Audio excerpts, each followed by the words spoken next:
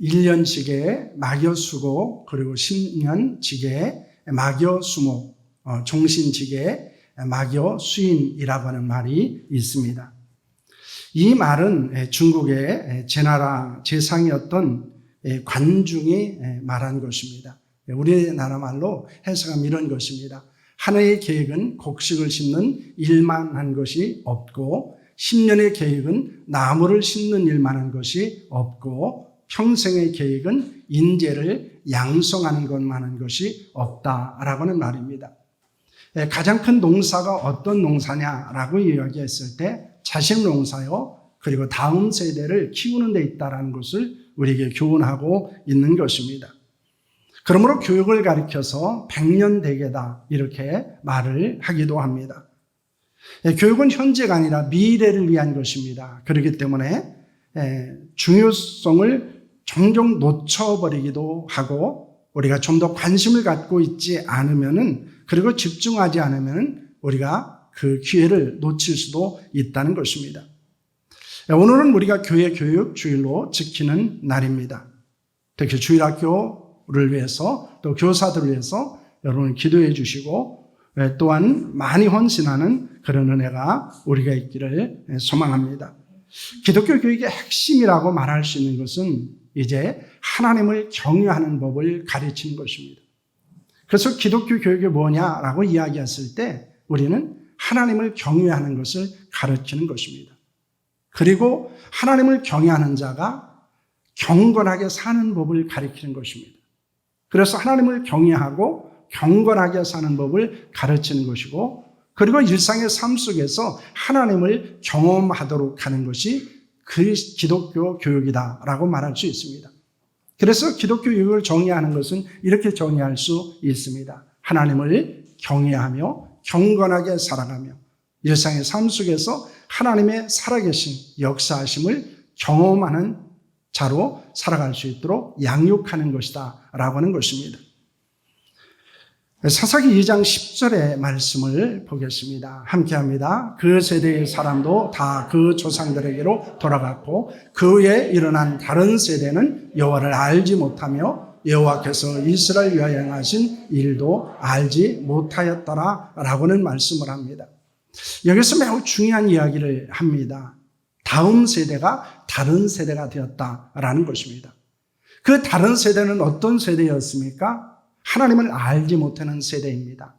그리고 하나님께서 이스라엘 위하여 역사하신 일도 알지 못하는 세대다 이렇게 말씀을 하고 있습니다. 사실 우리가 사랑하는 자녀들을 양육하고 또한 교회 안에서 다음 세대를 양육하면서 저희들이 관심을 갖고 때로는 고민해야 되는 것은 무엇입니까?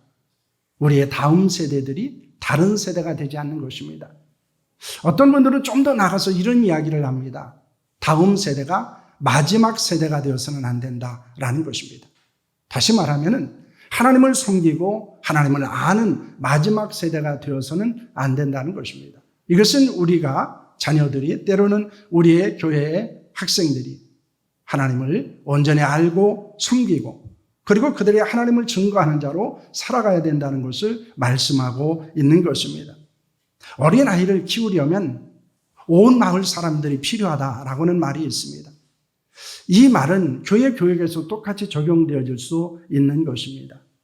우리의 많은 관심과 그리고 기도 그리고 격려 이런 것들이 바로 우리의 다음 세대의 교회 안에서 성장하고 그들이 온전한 하나님의 사람으로 살아가는데 큰 힘이 된다는 사실을 여러분 믿으시기를 바랍니다. 그래서 교회 교육을 담당하고 있는 우리 교사들을 위해서 많이 격려해 주시고 또 기도해 주시고 또한 사랑하는 자녀들 그리고 사랑하는 다음 세대들을 위해서 여러분 기도하시고 그들을 격려해 주시기를 바랍니다. 우리 교회는 오는 6월 5일에 이제 장로 2명과 시무 집사와 시무 권사를 세우는 그런 선거를 계획하고 있습니다. 지금까지 모두 하나님의 은혜 가운데서 이 선거가 진행되어졌고 그리고 어떤 갈등이나 문제가 없이 잘 진행이 되어져 있습니다. 이번에도 우리가 기도하고 계획하는 것보다도 더 하나님의 선한 인도하심과 역사가 우리 가운데 있기를 소망합니다. 임직자를 선출하는 것에 대해서 계속해서 제가 칼럼란에 기록을 하고 있습니다. 이번 주에는 임직자의 자격에 대해서 칼럼에 썼습니다. 여러분 그 내용을 참고하시면서 기도하고 또 준비하셨으면 합니다. 임직자 선거를 앞에 두고 어떤 말씀을 갖고 우리가 함께 좀 나눴으면 좋을까라고 기도하다가 성령께서 제게 주신 것은 하나님의 일꾼에 대한 것이었습니다. 왜냐하면 일꾼을 세우는 일이 바로 임직자를 세우는 일이고, 그리고 특별히 우리가 교회 교육주의를 맞이하면서 교회 안에서 어떤 일꾼이 세워지느냐라고 하는 것은 다음 세대들이 어떻게 신앙생활을 해야 되고 어떻게 하나님을 섬겨야 되고 어떻게 교회를 위해서 헌신해야 되는가에 아주 좋은 스승이 되는 사람들을 세우는 것이기 때문입니다. 그렇기 때문에 단순한 일꾼을 세우는 것이 아니고 그들은 다음 세대들에게 본이 되는 사람들을 세워야 하기 때문이라고 하는 것입니다. 임직자를 선거하는 것은 누구를 더 좋아하느냐라는 것이 아닙니다. 지금까지 하나님을 위해서 헌신했을 뿐만 아니라 앞으로도 계속해서 헌신하는 일꾼을 세우는 일입니다. 그래서 하나님의 일꾼에 대해서 함께 나누고 성도들을 임직자로 세우고 또한 우리도 하나님의 일꾼으로 헌신할 것을 결단하고 돌아보는 시간을 가지려고 합니다. 특별히 우리가 오늘 모세에 대해서 살펴보는데요. 모세, 그 다음에 갈렙, 그리고 그 다음에 또 다른 사람들은 바로 하나님의 일꾼일 뿐만 아니라 신앙의 좋은 모델이 될 수 있다. 신앙의 좋은 스승이 될 수 있다는 사실을 우리가 관심을 갖고 말씀을 나누었으면 합니다. 오늘은 하나님의 일꾼 모세에 대해서 은혜를 나누겠습니다. 모세는 레위 지파 고핫 자손으로 아버지 아므람과 어머니 요게벳 사이에서 태어났습니다. 모세의 생애는 40년 단위로 세 곳으로 구분할 수가 있습니다. 출생과 성장, 그리고 훈련과 연단, 소명과 사역의 세 시기가 있습니다. 그는 애굽에서 40년을 보내게 됩니다. 특히 왕궁에서 교육을 받으면서 40년을 보냅니다. 미디안 광야에서 40년 동안 연단을 받습니다. 그리고 마지막 40년은 하나님의 부르심을 받고 이스라엘 백성들을 애굽에서 출애굽하게 만들고 광야를 지나고 그리고 이스라엘 백성들을 인도하는 데 보내게 됩니다. 여러분 그의 인생 가운데서는 출생과 성장이 있었고 그리고 훈련과 연단의 과정이 있었고 소명과 사역의 과정이 진행된 것을 봅니다. 여러분 중요한 것은 그의 120년 생애 중에서 80년이 준비 기간이었다는 것입니다. 이렇게 우리가 철저하게 준비되어졌을 때 하나님은 우리를 통해서 하나님의 일을 행한다고 하는 것입니다. 모세는 어떤 하나님의 일꾼으로 소개되고 있습니까? 9절과 10절 말씀을 보시기를 바랍니다. 함께합니다. 이제 가라 이스라엘 자손의 부르심이 내게 달하고 애굽 사람이 그들을 괴롭히는 학대도 내가 보았으니 이제 내가 너를 바로에게 보내어 너에게 내 백성 이스라엘 자손을 애굽에서 인도하여 내게 하리라 라고는 말씀을 하고 있습니다. 하나님은 애굽에서 이스라엘 백성들이 고통당하는 것을 보셨습니다. 그들의 억압을 받아 울부짖는 소리를 들으셨습니다. 그래서 하나님은 그들을 고난에서 건지시기로 하십니다. 그 일을 위해서 모세를 쓰시기를 원하신 것입니다. 그래서 애굽 사람들을 손아귀에서 구원하여 하나님의 언약의 땅으로 그들을 인도하려고 합니다. 모세를 애굽의 바로 왕에게 보내어 하나님의 백성 이스라엘을 애굽에서 인도하려는 계획을 갖고 계십니다. 모세가 하나님의 일꾼으로 부름을 받은 것은 이스라엘 백성들을 구원하는 사명이었다는 것입니다. 모세라고 하는 말은 본래 물에서 건짐을 받았다, 때로는 물의 아들이다 라는 뜻을 갖고 있습니다. 그런데 그가 물에서 건짐을 받은 모세가 이제는 이스라엘 백성들을 애굽에서 구원하는 일에 쓰임을 받게 된다는 것입니다. 이 모세의 사역은 바로 우리를 죄와 사망에서 구원하신 예수 그리스도의 사명을 예표하고 있는 것입니다. 이것은 구원받은 자가 무엇을 해야 되는가를 우리에게 제시합니다. 우리가 구원받은 자로서 우리에게는 어떤 사명이 있습니까? 죄와 사망 가운데 있는 사람들을 구원할 사명을 가지고 있는 자들이다라는 것입니다. 이것이 하나님의 일꾼으로서 가장 중요한 사명입니다. 모세가 하나님의 일꾼으로 사명을 감당할 수 있었던 것은 무엇에 있습니까? 그는 어떤 하나님의 일꾼이었습니까? 사실 모세는 완벽한 사람이 아닙니다. 그는 우리와 같은 성경을 가진 평범한 사람이었습니다.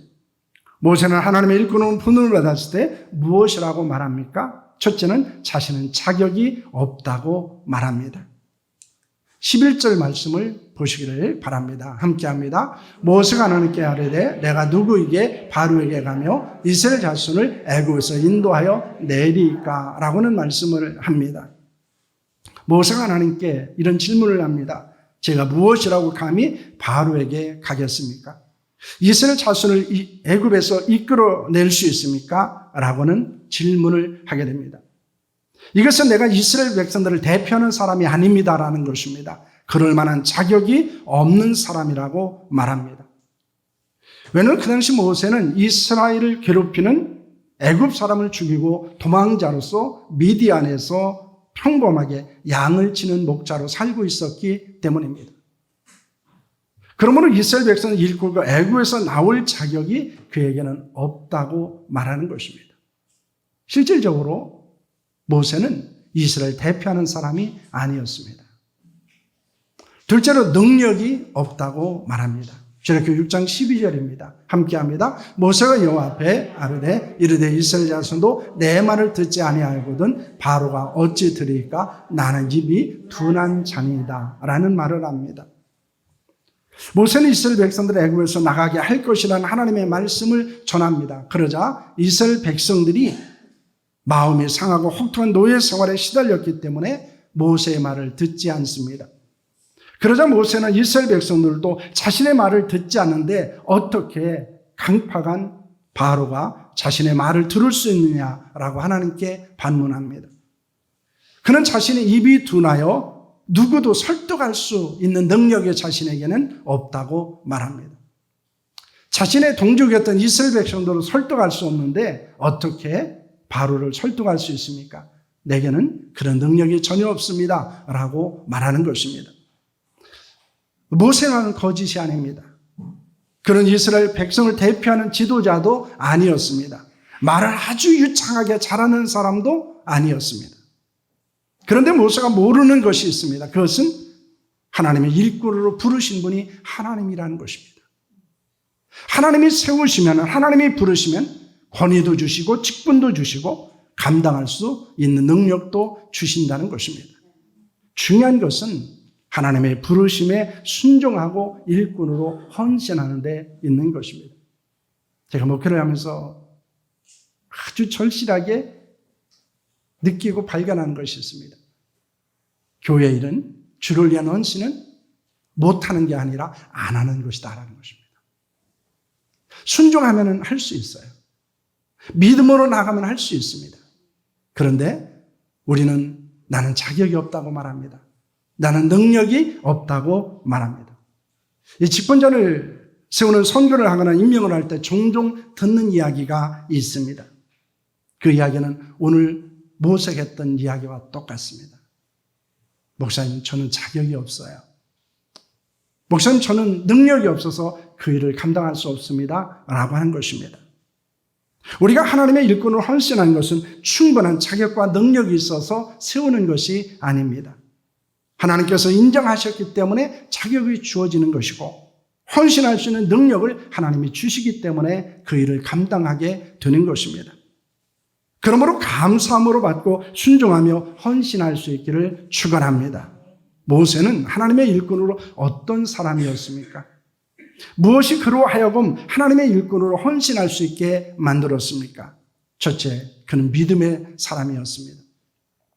히브리서 11장 24절과 26절 말씀입니다. 함께합니다. 믿음으로 모세는 장성하여 바로의 공주의 아들이라 칭함받기를 거절하고 도리어 하나님의 백성과 함께 고난받기를 잠시 죄악의 낙을 누리는 것보다 더 좋아하고 그리스도를 위하여 받는 수모를 애굽의 모든 보화보다 더 큰 재물로 여겼으니 이는 상 주심을 바라봄이라 라고는 말씀을 하고 있습니다.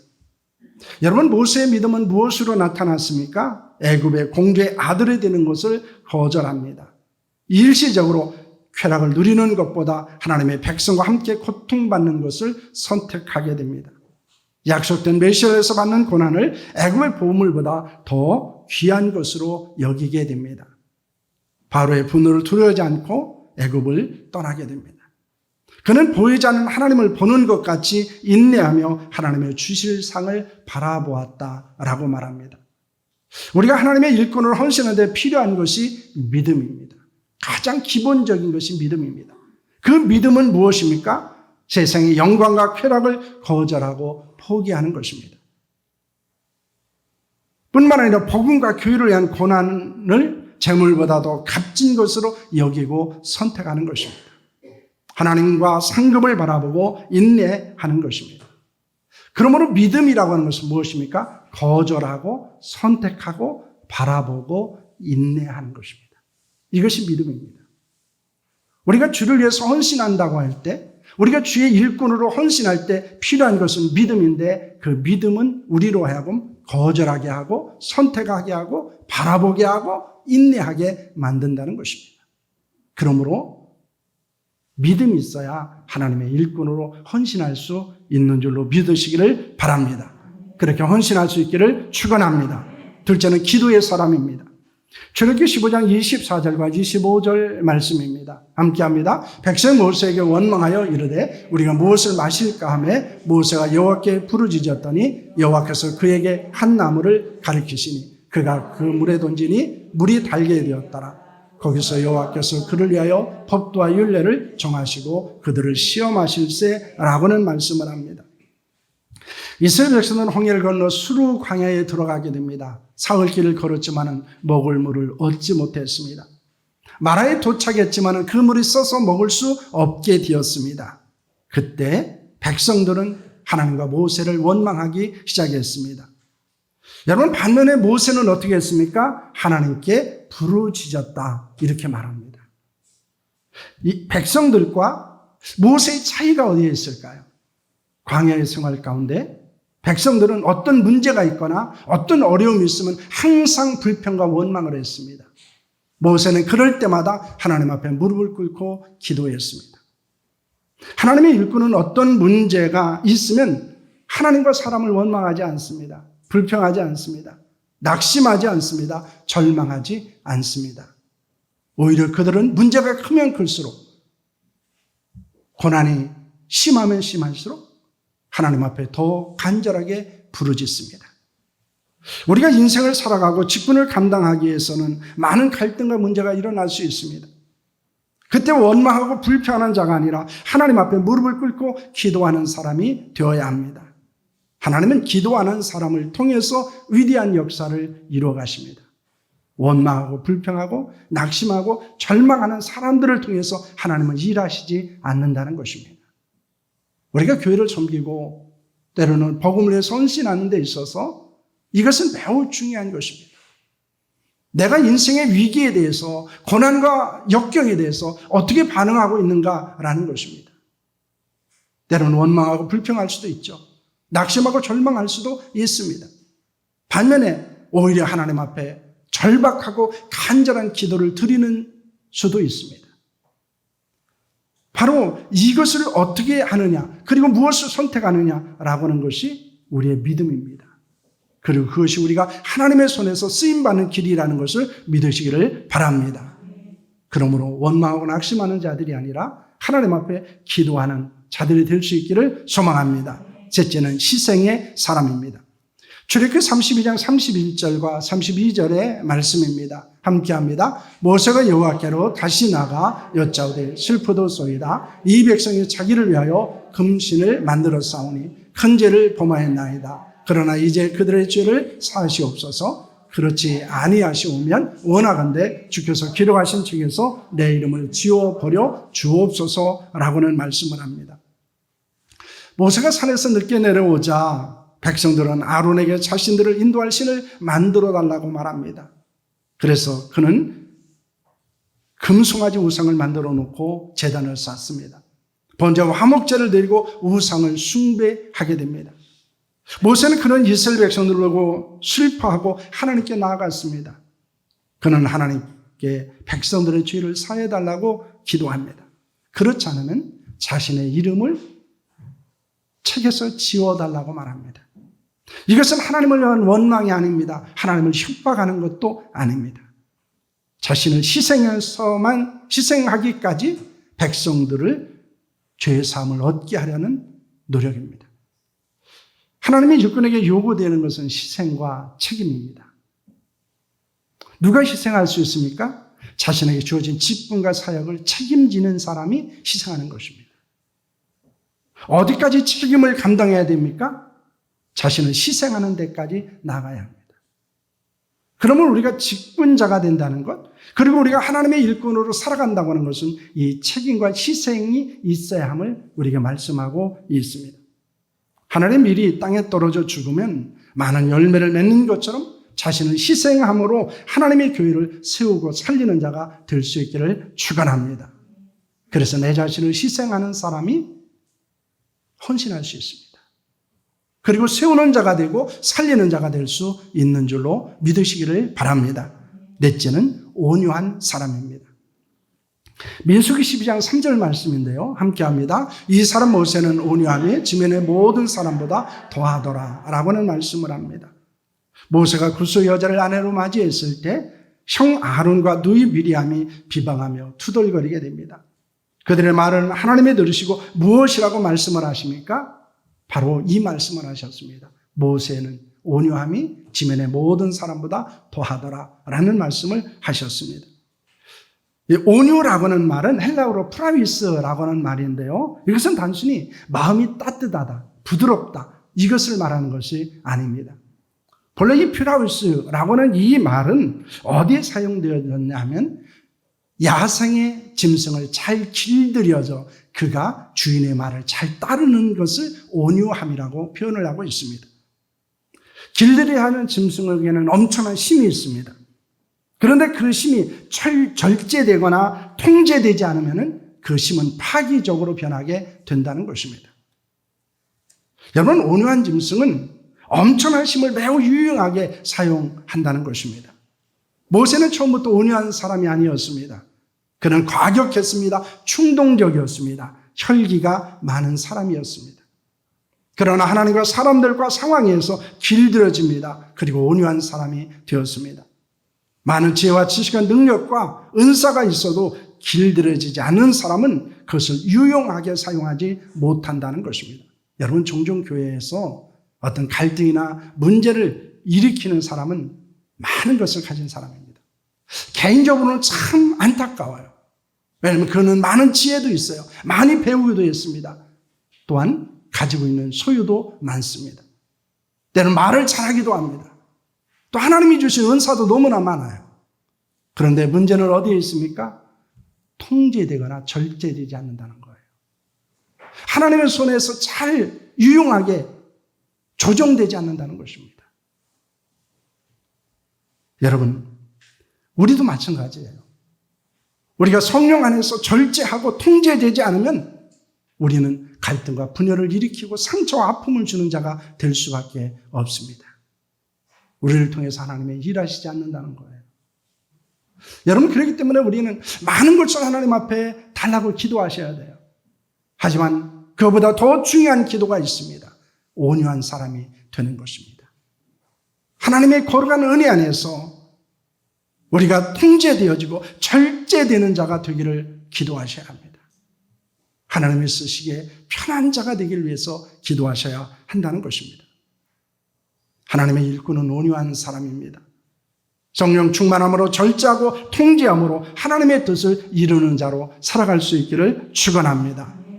하나님은 모세를 하나님의 일꾼으로 부르셨습니다. 이스라엘 백성들을 애굽에서 인도할 사명을 그에게 주셨습니다. 이를 위해서 하나님은 모세와 함께 하셨습니다.